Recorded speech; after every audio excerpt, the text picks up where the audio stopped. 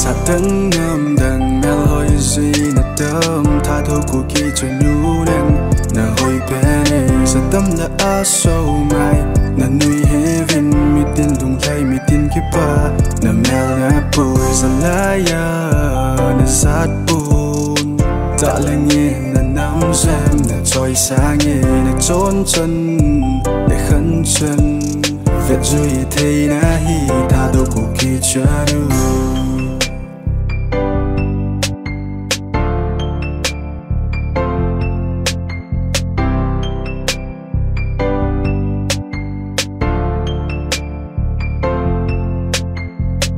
thang ngặt bi na na giat na nam đi na trôi sang ngay na khô sung na vang sung chay kamu nia pat keng ngol bên duy nu kamu khắp bôi nắng băng mèo hỏi đi lung đòn lung kim gan thế na siết lấy ya hung tâm dinh sống lẹ nậm mèo kamu duy tình kamil tai lung kim gan thế na ho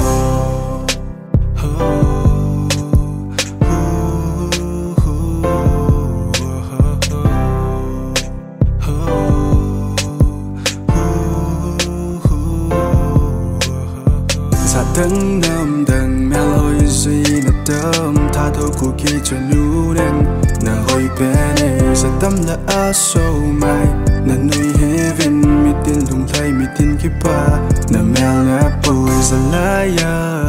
nè sát bùn ta lên nghe nè nắm xem nè trôi xa nghe nè trốn chân nè khấn chân Việt duy thấy na hi tha đâu của kỳ cho đủ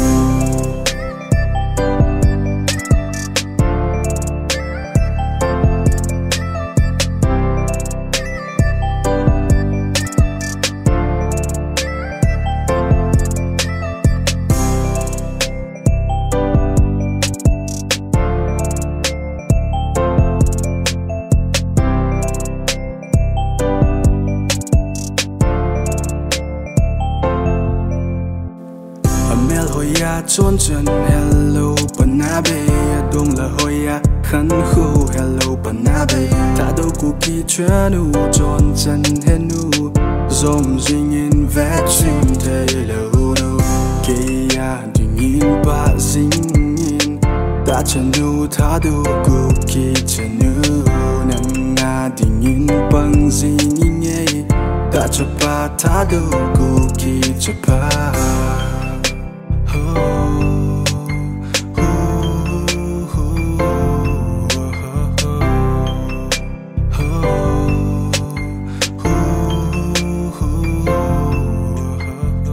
tấn nơm đằng mèo hơi gì nè tơm tha thu của kỳ cho nhu đen nè hơi bé này sa tâm là á sâu mai nè nuôi heaven mi tin lung lay mi tin kipa nè mèo nè bồi sa lá ya